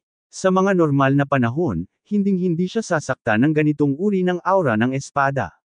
Ngunit ngayon, wala na siyang kakayahang umiwas. Ilipat mo ako. Mariin niyang sigaw sa kanyang puso, umaasang makakagalaw siya at makaiwas sa nakamamatay na suntok. Dapat kong sabihin na ang taong ito ay talagang matigas. Sa kakilakilabot na paghahangad at malakas na panloob na lakas, talagang inalis niya ang mga tanikala ng pagyanig ng lupa. Sinusubukang makaahon sa gulo, pero nakalimutan na naman niya. Hindi pa nawawala ang Heavenly Thunder Guard na kakabukas lang niya. Sa kritikal na sandaling ito, muli siyang pinigilan ng Heavenly Thunder Guard. Sinubukan niyang iwaksi muli, ngunit nawala na ang kanyang prestihiyo. Masyado siyang nasaktan. Bagamat ang Heavenly Thunder Guard ay natanggal ngayon, naging sanhi din ito ng uhaw sa dugo na salot na tumakbo sa kanyang katawan. Damn it, ayoko pang mamatay. Ang lady ay umungal at nagpakawala ng hindi gustong umungol. Gayunpaman, ang tunay na magic sword aura ay tumama pa rin sa kanya ng walang kinikilingan. Boom! Tumama ang aura ng espada sa lalamunan ni Lady. Sa mata ng lahat na hindi makapaniwala. Ang leeg ni Lady ay direktang nabali, at ang kanyang ulo ay nahulog mula sa kanyang katawan. Patay na si Lady. Kahit na nakita nilang bumagsak ang ulo sa lupa, marami pa rin ang hindi makapaniwala. Ang matandang emperador, na napaka-solemn na at walang talo, ay namatay ng ganito. Ito ay masyadong madali, tama. Nakadapa na si Kang Lao sa lupa. Si Chen Kangxiong ay patay na. Patay na rin si Lady. Ang royal family ni Chen ay ganap na natapos. Sampal. Bumagsak ang ulo sa lupa, at nakadilat pa rin ang mga mata ni Lady. Hindi pa siya namatay. Ang cultivation base ng taong ito ay umabot na sa unang yugto ng 13 layer ng Yin-Yang Realm. Kahit na ang ulo ay bumagsak sa lupa, maaari itong mabuhay ng ilang sandali. Sa oras na ito, ang lumabas sa kanyang mga mata ay hindi takot, kundi galit. Galit na walang kapantay. Hoy, niluwalhati na lupa. Ang kataas-taasang kapangyarihan ng bansang ito ay talagang napinsala ng isang pariah na lumabas sa isang malayong bayan. Xiaojin, oras na para sa iyong paghihiganti. Ang lady ay hindi pa ganap na namatay, kaya't si Xiaojin ay maaari pa ring gumawa ng kanyang sariling paghihiganti. Lumipad si Xiaojin mula sa beast ring at tumingin sa lady na halos mamatay na doon ng walang pakialam.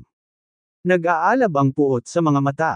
Sa napakaraming taon, sa tuwing naiisip niya ang kaunos-lunos na pagkamatay ng kanyang mga magulang, madyay gising pa rin siling yan ng mga bangungot sa gabi. Palagi niyang gustong maghayganti, ngunit hindi siya makahanap ng pagkakataon. Ngayon, sa wakas sa ilalim ng pagsisikap ni Ling Xiao, nakuha niya ang pagkakataong ito. Papatayin niya si Lady, para ipaghiganti ang mga namatay na magulang at ang buong pamilya ng angkan ng Ling. Patayin. Naglabas ng gintong liwanag ang bibig ni Xiaojin, na agad na ginawang fly ash ang katawan ni Lady. Blankong pinanood ng mga tao ang eksenang ito. Hanggang ngayon hindi pa rin ako makapaniwala. Ang lady na iyon, na pinahirapan ng isang gintong ibon doon, ay wala ng puwang para lumaban. Sobrang lungkot. Walang nakapansin na nakuha ni Lady ang itim na kidlat sa kanyang mga kilay, at biglang kumislap. Kasabay nito, binalot din ng gintong liwanag sa bibig ni Xiaojin ang ulo. Tulad ng katawan ni Lady, ang ulo na ito ay naging fly ash din sa isang iglap at nawala sa paningin ng lahat. Sa alikabok, hindi ko inaasahan na magiging ganito ang lady. Ngunit alam ng Ling Clan sa Tagsibol, kaya oras na para tingnan ito. Talagang may kakayahan ng mga inapo nila. Palagi kong nararamdaman na ang lahat ng ito ay napaka-unreal. Ang malupit na si Lady na iyon, na hindi napatay para sa maraming assassinations, ay namatay ng ganito. Sa gitna ng apoy, ang itim na kidlat ay patuloy na namumuo. Walang nakapansin sa kakaibang eksenang ito.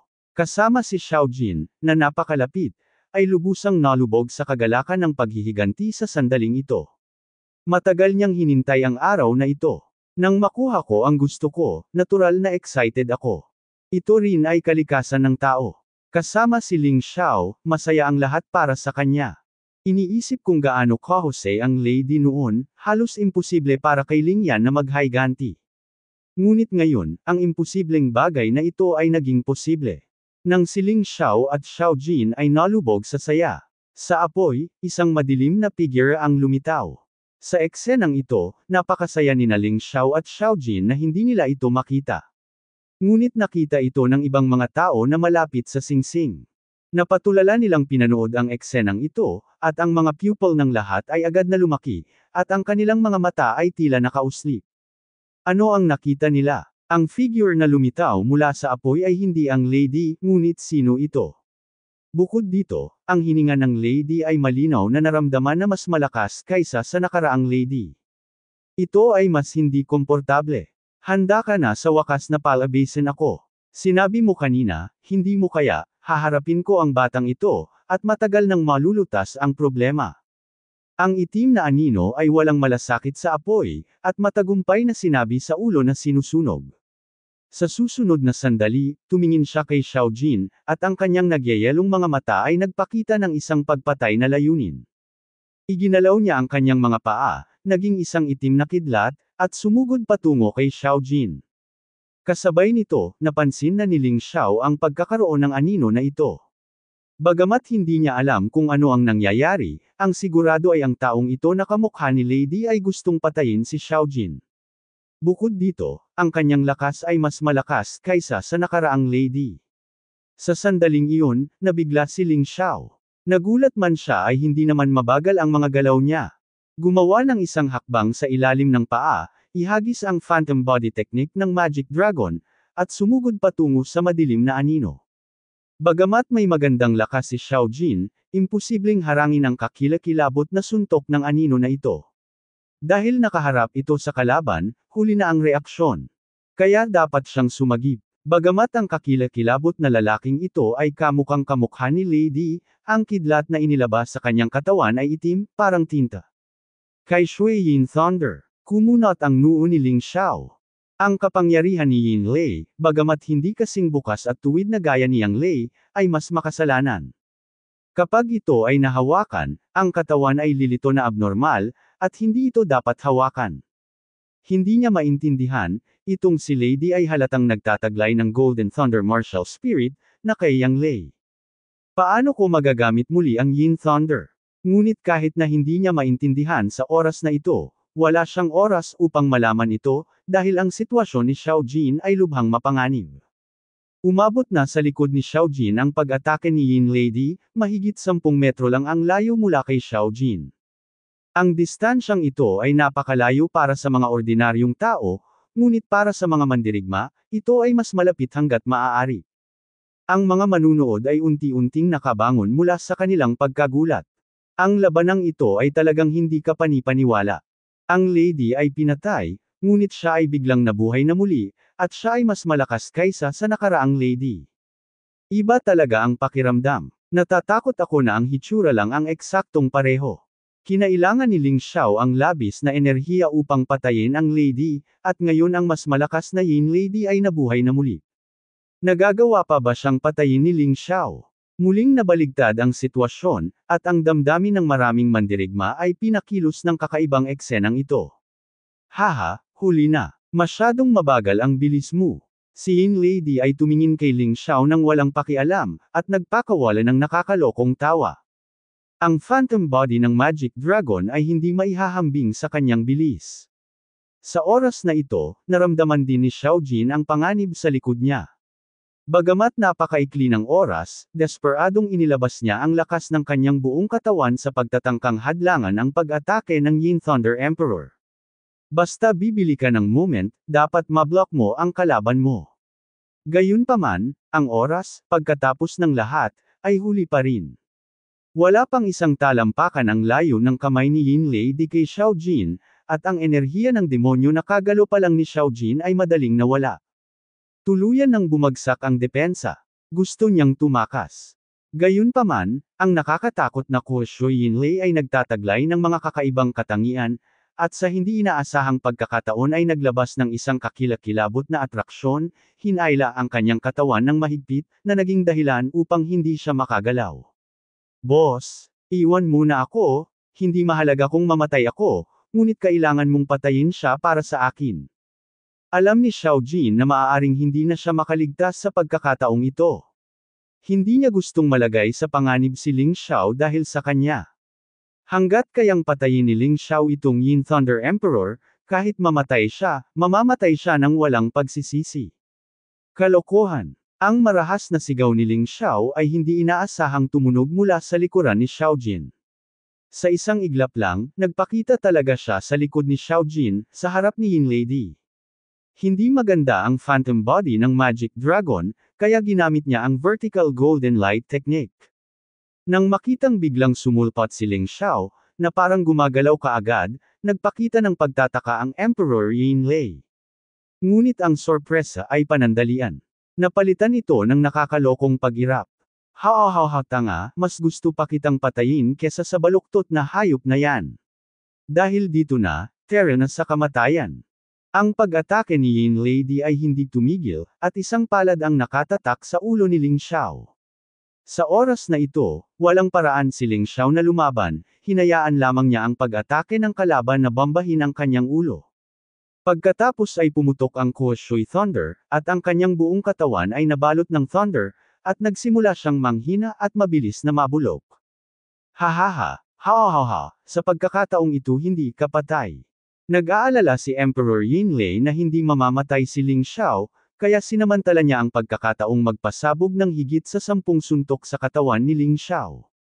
At ang prosesong ito ay tumatagal lamang ng mas mababa sa 1 segundo. Dahil sa pagliligtas ni Ling Xiao, sa wakas ay naalis ni Xiao Jin ang Yin Lei. Matapos lumingon, isang maliwanag na gintong liwanag ang bumungad sa kanyang bibig.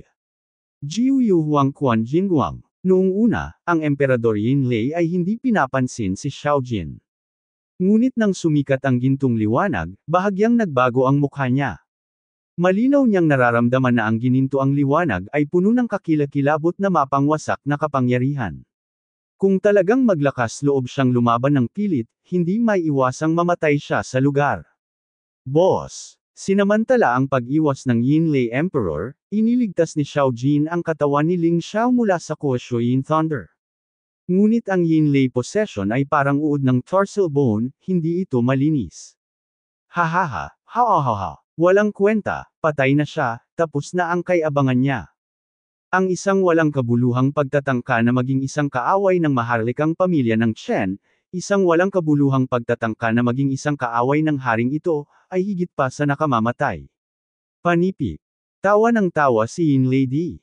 Gayunpaman, hindi man lang siya nagmamadaling salakayin si Xiao Jin, sa halip ay naglakad siya patungo sa bangkay ni Emperor Yang Lei na nasunog hanggang sa puntong naiwan ang kanyang ulo. Pagkatapos ay isang pagsabog ng gintong kidlat ang pinakawalan mula sa kanyang kamay. Kaagad pagkatapos, pinagsama niya ang isang natitirang kaluluwa sa ginintoang kidlat. Kung naroon si Ling Xiao, tiyak na makikita niya na ang natitirang kaluluwang ito ay ang natitirang kaluluwa ng Diyos mo. Nakakalungkot na hindi alam ni Emperor Yin Lei ang mga gamit, kaya ginamit niya ang natitirang kaluluwa ng Diyos ng Unitary God para ayusin ang nasirang kaluluwa ni Emperor Yang. 2 segundo lang o higit pa. Ang namatay na Emperador Yang Lei ay hindi inaasahang nabuhay na maguli. Ang hininga ay kasing lakas ng Yin Thunder Emperor. Desperado. Biglang nakaramdam ng desperado ang puso ni Xiao Jin. Tapos na. Ang isang Yin Thunder Emperor ay hindi na kaya niya. Ngayon ay may isa pang Yang Lei. At ang lakas ay tila hindi mas mababa kay Yin Lei.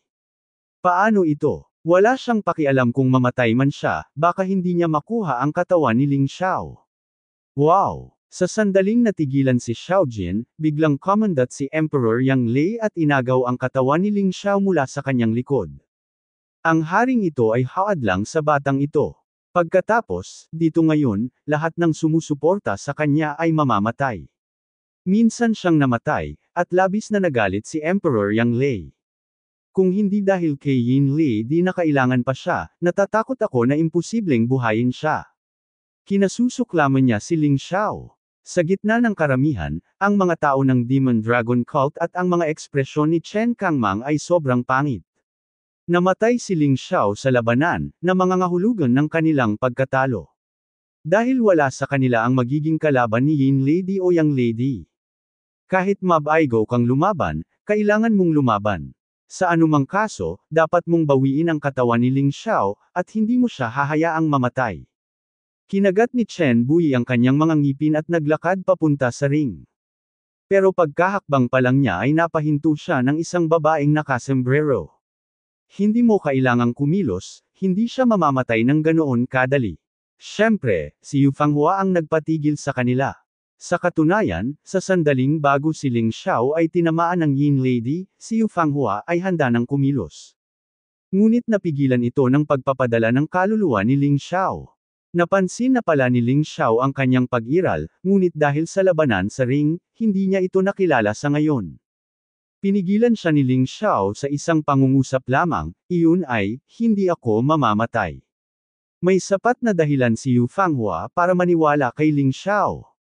Ngunit sa sandaling makita niyang pinatay si Ling Xiao, nakaramdam pa rin siya ng tunay na sakit sa kanyang puso. Kung hindi mabubuhay muli si Ling Xiao, papatayin niya ang lahat ng maharlikang pamilya at maharlika sa Laido. Bagamat hindi iyon makakatulong, gagawin pa rin niya ito. Kailangan niyang tulungan si Ling Xiao na tapusin ang kanyang hindi natapos na negosyo. Pinigilan niya si Chen Bui dahil naramdaman niya ang pagpintig sa kanyang kaluluwa. Alam niya na hindi namatay si Ling Xiao, o maaari pa siyang mabuhay muli. Galit na tinignan ni Chen Bui ang babaeng nasa harapan niya. Hindi niya maintindihan kung bakit pinigilan siya ng babaeng ito, ngunit sinubukan niyang sumugod palabas, ngunit walang epekto.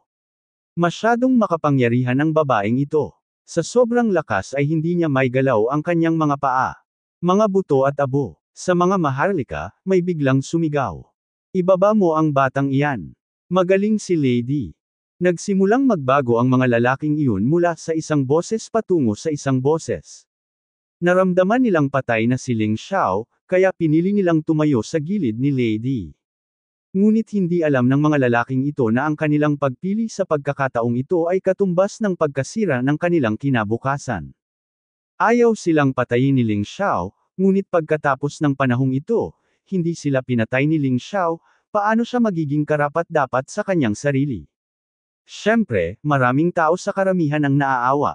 Si Ling Xiao, isang henyo na nalampasan si Chen Kangxiong, ay tinalo pa ang Lady.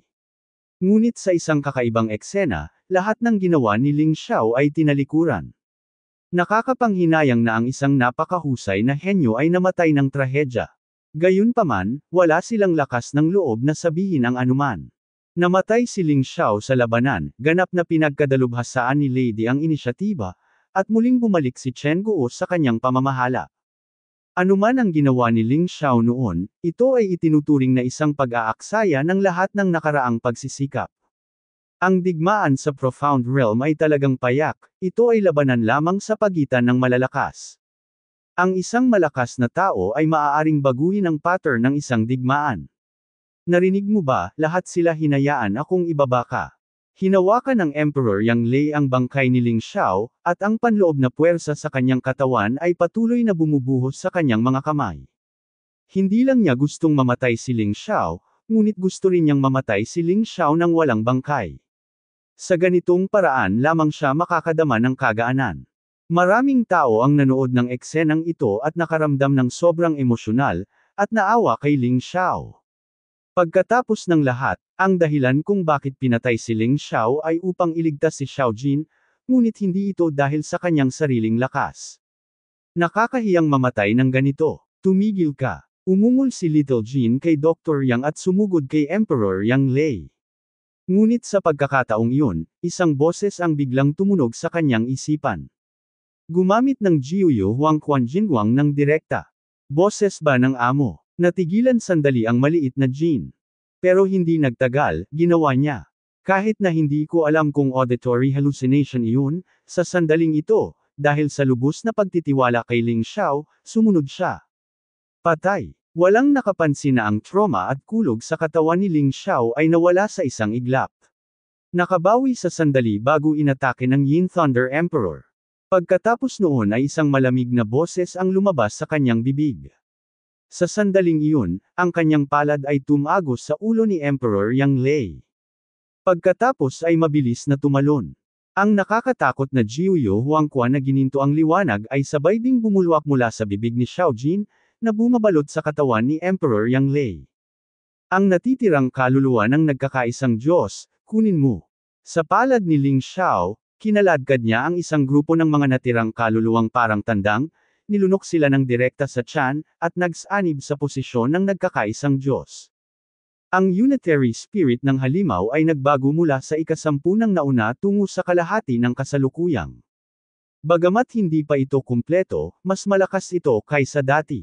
Nang mangyari ang kakaibang eksenang ito, ang lahat ay natigilan muli, at nahulog sa isang tulala. Ang lady ay bumalik mula sa mga patay, at ang Yin Lady at Yang Lady ay lumitaw.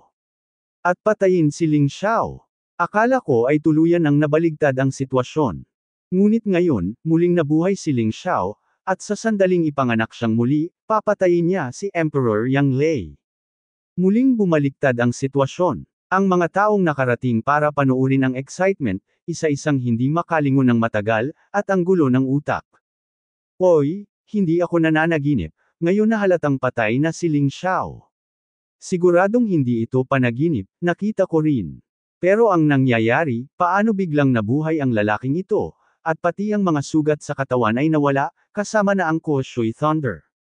Parang bumalik ang buhay sa dati nitong estado bago inatake ng Yin Thunder Emperor. Panipik.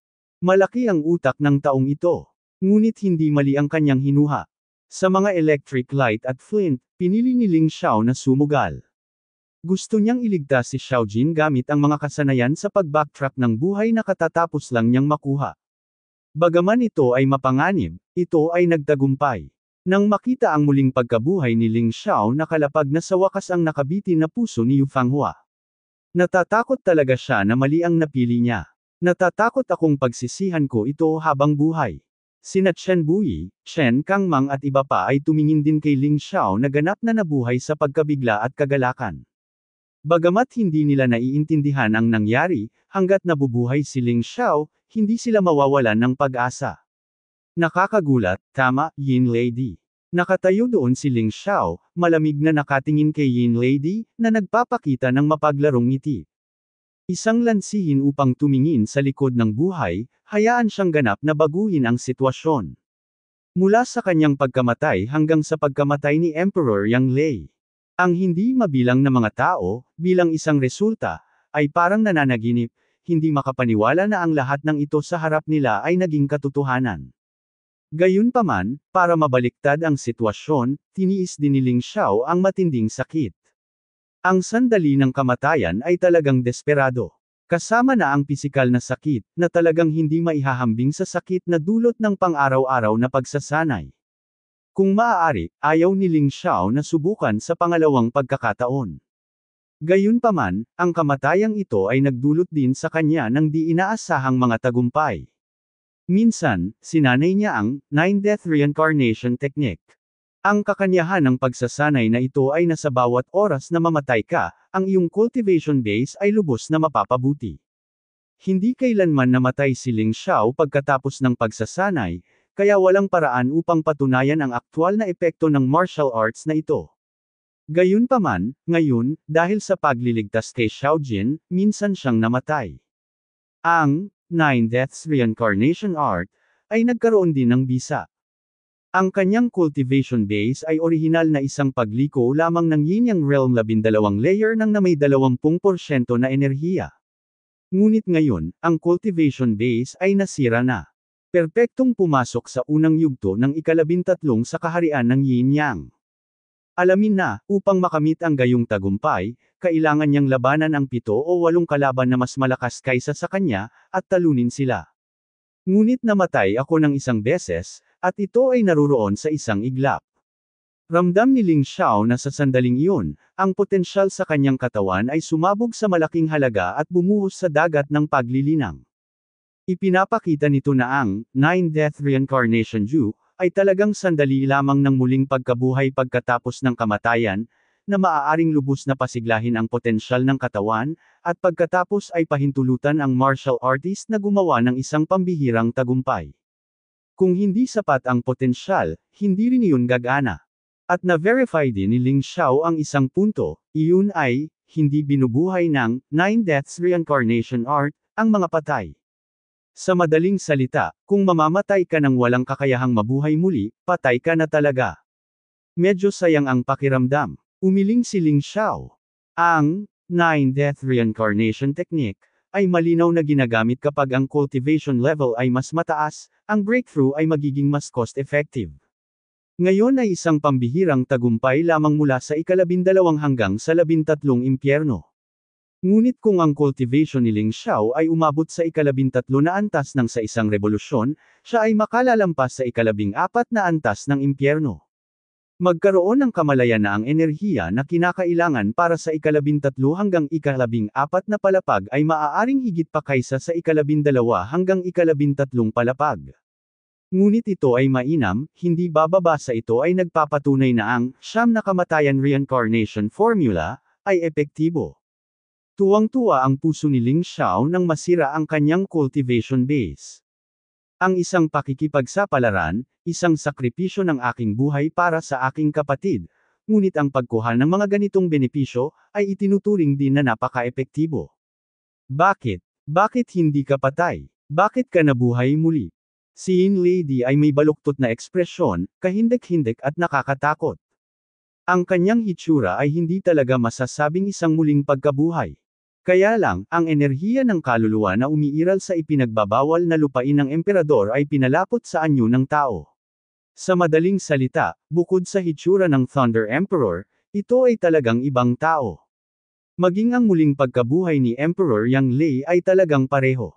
Ang prosthesis na nabuo sa pamamagitan ng condensation ni Yang Lei ay hindi isang pisikal na katawan. Sa kabaligtaran, ang muling pagkabuhay ni Ling Xiao ay ang tunay na muling pagkabuhay, kaya labis siyang nabigla at medyo kinabahan. Dahil ako ay immortal, nakangiting sabi ni Ling Xiao. Ang walang kamatayang katawan. Nang marinig ang 4 na salitang ito, muling nagulat ang mga tao sa paligid ng ring.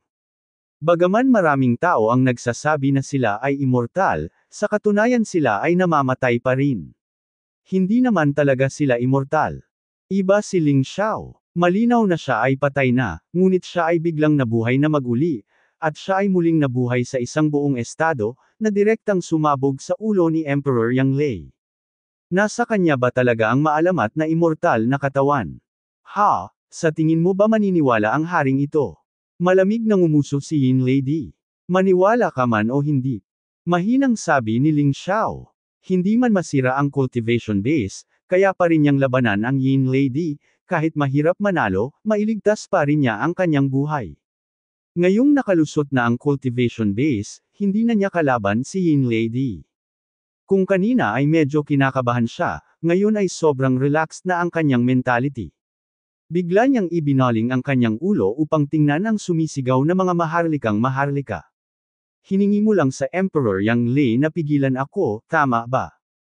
May malamig na ngiti sa gilid ng kanyang bibig. Nang makita ng mga maharlikang maharlika ang muling pagkabuhay ni Ling Xiao, natakot na sila. Sa sandaling ito, nang makita ang nakamamatay na mga mata ni Ling Xiao, lahat sila ay lumuhod sa lupa sa gulat. Kami ay mali, kami ay mali, kami ay nararapat na mamatay. Napakalakas ni Ling Xiao kaya kailangan nilang lumuhod. Deserve mo talagang mamatay. Bago ako masyadong mabait, at nagkamali akong naisip na ikaw ang magpapatakbo sa mundo ng Chen Kingdom kasama ko. Kaya patawarin mo, pero ngayon, gusto kong mamatay ka. At nakakadismaya, panipi, si Ling Xiao ay natapos ng magsalita, Ang kanyang katawan ay nasuspine na, at ang kanyang kanang kamay ay nakataas, na nagpapakita ng hugis ng kuko patungo sa ibaba. Isang kakilakilabot na masa ng enerhiya ang lumipad sa kanyang palad.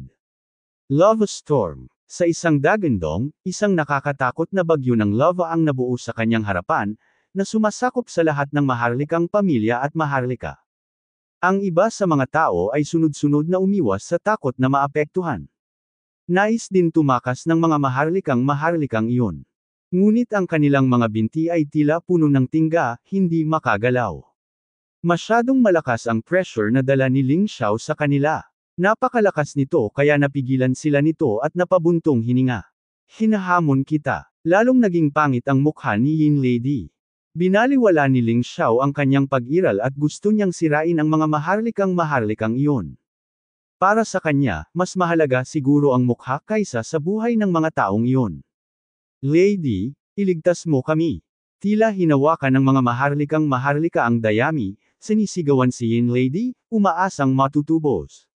Maaaring baliwalain sila ni Yin Lady, ngunit talagang hindi niya matitiis ang kamangmangan ni Ling Xiao sa kanya. Bumangon siya sa hangin na may hawak na espada ng hari, ang ginamit noon ni Emperor Yang Lei. Kaya lang sa sandaling ito, ang King Sword ay natatakpan ng isang layer ng nakakatakot na tubig ng sunflower. Mamatay, bata, ito ang kabayaran sa paghamak sa haring ito. Kung maaari kang mabuhay muli, ang haring ito ay papatayin ka ng 1 beses. Maaari kang muling mabuhay ng 10 beses, at ang haring ito ay papatayin ka ng 10 beses. Ang walang kamatayang katawan. Gusto kong makita ngayon, kung gaano kalaki ang iyong pagyayabang. Panipik. Hindi ako gumamit ng anumang galaw. Sa mata ni Emperor Yin Lei, kahit nabuhayin si Ling Xiao, hindi magbabago ang kanyang lakas. Kaya gamit ang espadang ito, kailangan pa rin niyang patayin si Ling Xiao. Sinubukan ni Xiao Jin na huminto. Gayunpaman, sinenyasan siya ni Ling Xiao na huwag kumilos. Upang ipakita ang kanyang lakas, nagpasya si Ling Xiao na ibagsak ang Yin Lady ng mag-isa, at hayaan ang martial artist ng Chen Kingdom na ganap na talikuran ang ideya na hamanin siya. Ding! Isang malutong na boses ang umalangaw sa kalangitan. Ginamit ni Ling Xiao ang isang daliri ng kanyang kanang kamay upang harangin ang malagim na suntok ng Yin Lady. Kasabay nito ang paglabas ng Lava Storm sa kanyang kaliwang kamay. Nailigtas mo ba sila? Lumingon si Ling Xiao kay Yin Lady, at sa sandaling iyon, ang Yin Lady ay natakot kaya umatras siya ng 12-dosenang hakbang palayo. Sa lupa, isang malakas na ingay ang sumabog. Ang 12-dosenang maharlikang ay nalipol sa isang iglap. Talagang naiinis ako kay Ling Xiao. Hindi na ikaw ang kalaban ko. Walang kakayahang protektahan sila. Tumingin si Ling Xiao kay Yin Lady nang walang pakialam at sinabi.